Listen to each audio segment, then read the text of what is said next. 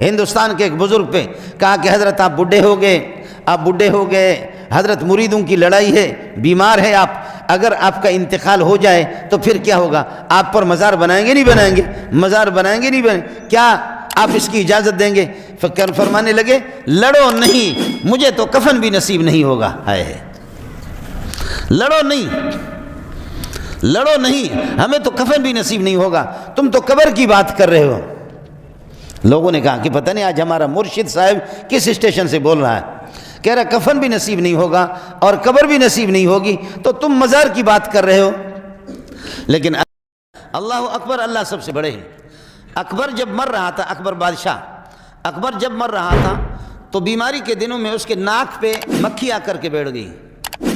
اکبر کا معنی ہوتا ہے بہت بڑے، بہت بڑے، تو بہت بڑے تو عرش والی ذات ہے، اور کوئی بہت بڑا ہوتا ہی نہیں ہے۔ اللہ لا الہ الا ہو، ایک اللہ کی ذات ہے جو کہ معبود ہے اور کوئی بھی نہیں ہے۔ میں نے عرض کیا کہ معبود ایسا اختیار کر لو جو ہر بے کسی میں اور ہر مصیبت میں، ہر پریشانی میں، ہر گھڑی میں آپ کو کام آ جائے۔ معبود اس قسم کا ہونے چاہیے۔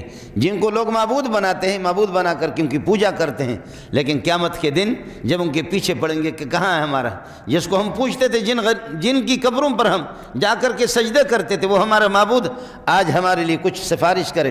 وقال الذين اتبعوا لو ان لنا كرة اذ تبرأ الذين اتبعوا من الذين اتبعوا ورأوا العذاب وتقطعت بهم الاسباب۔ اذ تبرأ الذين اتبعوا، جن کی پیروی کی جاتی ہے، جن کو معبود شمار کیا جاتا ہے، جن کے بارے میں عقیدہ رکھا جاتا ہے کہ یہ ہمارے معبود ہیں، یہ سب کچھ ہمارے لیے کریں گے۔ اذ تبرأ الذین اتبعوا، آج وہ بیزاری کا اظہار کریں گے اللہ کے سامنے، من الذین اتبعوا، اپنے عبادت کرنے والے، پوجنے والوں سے، کہ ہمارا تمہارے ساتھ کوئی تعلق نہیں ہے، جاؤ جہنم میں دفع ہو جاؤ۔ ہم خود محمد کے جوتے سیدھا کرتے تھے، ہم خود اللہ کی بارگاہ میں راتوں کو اٹھ کر کے رویا کرتے تھے، تم نے ہمیں بدنام کر دیا۔ اذ تبرأ الذین اتبعوا، اذ تبرأ الذین اتبعوا، جن کی پیروی کی جاتی تھی دنیا میں، جن کی عبادت کی جاتی، آج وہ بیزاری کا اظہار کریں گے، من الذین اتبعوا، اپنے پیروکاروں سے جو ان کی پیروی کرتے، ہمارا تمہارے ساتھ کوئی۔ وقال الذین اتبعوا لو ان لنا کرة فنتبرأ منهم كما تبرؤوا منا، جنہوں نے ان کی عبادت کی دنیا میں، جا کر کے قبروں پر پوجے، جا کر کے قبروں پر جنہوں نے سجدے کیے، اور وہ اس وقت ان کے کوئی کام نہیں آئیں گے، وہ کہیں گے ان کنا عن عبادتکم لغافلین، ہم تمہاری عبادت سے غافل تھے، فکفا باللہ شہیدا بیننا وبینکم ان کنا عن عبادتکم لغافلین۔ ایک رب ہے۔ کلندر بابا بھی فریاد کرے گا کہ خدا کی قسم میں خود محمد کے جوتے سیدھا کرتا رہا، میری زندگی گزر گئی اللہ پاک کی بارگاہ میں سجدے کرتے ہوئے۔ داتا غریب بھی روتا رہے گا کہ میں خود اللہ کو سجدہ کرتا رہا۔ ابراہیم ادہم اسی کے، وہ بھی کہے گا کہ ہم تو اسی کو سجدے کرتے رہے، اور محمد بھی آپ کو بتائے گا، عیسیٰ علیہ السلام بھی بتائے گا۔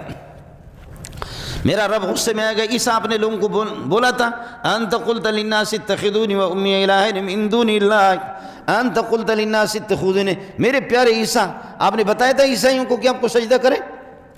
کیوں یہ عیسائیت گمراہ ہو گئی، اور یہ نصارہ کیوں گمراہ ہو گئے؟ آپ نے بولا ہوگا ان کو نا، آپ نے بولا، سبحان اللہ۔ اب ان کے منہ بند کرنے کے لیے، لیکن میرے رب کو پتہ ہے کہ نبی تو معصوم ہے، نبی نے نہیں کہا، لیکن ان کو ذلیل کرنے کے لیے، انت قلت للناس اتخذونی، 7واں پارہ ہے اور سورہ مائدہ کی آخری آیات ہے، انت قلت للناس اتخذونی وامی الہین من دون اللہ، آپ نے لوگوں سے کہا کہ مجھے اور میری ماں کو یہ کہ معبود بنا دو۔ قال سبحانک ما یکون لی ان اقول ما لیس لی بحق، قال سبحانك ما يكون لي أن أقول ما ليس لي بحق إن كنت قلته فقد علمته تعلم ما في نفسي ولا أعلم ما في نفسك إنك أنت علام الغيوب۔ میں قسم اٹھا کے کہہ رہا ہوں، آپ تو سینوں کی باتوں کو بھی جانتے ہیں، تیرے ذات کی قسم ہے کہ میں کیسے کہہ سکتا ہوں؟ شرک کی تعلیم کسی کو دے سکتا ہوں؟ کسی کو بدعت کی تعلیم دے سکتا ہوں؟ تعلم ما فی نفسی ولا اعلم ما فی نفسک، میرا سب کچھ آپ کو علم ہے، لیکن مجھے تو علم نہیں ہے، آپ سب کچھ علیم بذات صدور ہے۔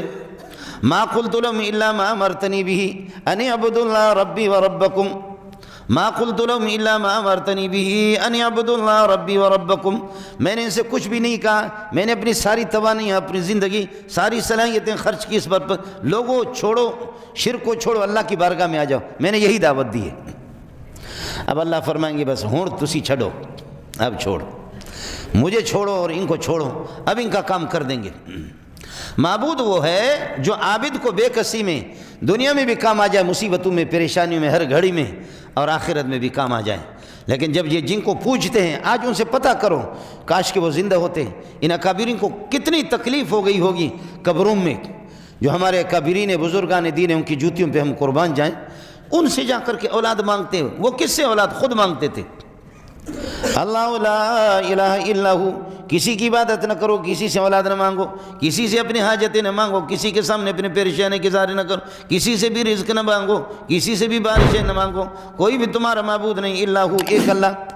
اور اکبر، میں نے عرض کیا کہ اکبر کے جب ناک پر مکھی بیٹھ گئی تو اکبر غریب رونے لگا، بیماری کی حالت میں کہنے لگے خدا لوگوں کو سمجھائے، انہوں نے مجھے اکبر اکبر کا دا غٹ سڑے دے، غٹ سڑے دے، بہت بڑا ہوتا 5 فٹ کا، بہت بڑا۔ کہنے لگے لوگوں نے مجھے غرق کر دیا، آج مجھے پتہ چل گیا کہ اگر بڑا ہوتا تو مکھی کو، تو اس وقت مکھی بھی ہٹا نہیں سکتا اپنی ناک سے، مکھی بھی ہٹا نہیں سکتا۔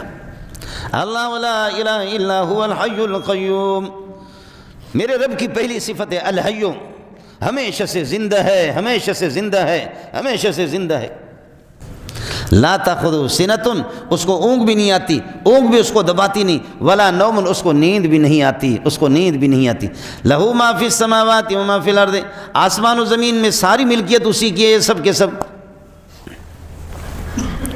یہ کیا ہے کہ آپ نے کسی کی گاڑی لی ہے، مالک کی، پجارو گاڑی چلا رہے ہیں، پجارو چلا رہے ہیں، اور لوگ پوچھتے ہیں کہ یہ گاڑی کس کی ہے، اور وہ کہتے ہیں میری گاڑی ہے، میری گاڑی ہے۔ ماشاءاللہ بہت بڑے آدمی، غٹ سڑے آپ کی گاڑی۔ تھوڑی دیر کے بعد سیٹ باہر آ گیا، کہتے ہیں کیا بکواس کرتے ہیں، ادھر آ جاؤ، گاڑی صاف کرو۔ سب کو پتہ چلتا ہے کہ جی گاڑی اس کی نہیں تھی، ایسی شوخیاں دکھا رہا تھا، یہ شوخیاں اس کی نہیں تھی، گاڑی کسی اور کی تھی، گاڑی کوئی اور، یہ سب کچھ ایسے شوشاں دکھا رہا تھا۔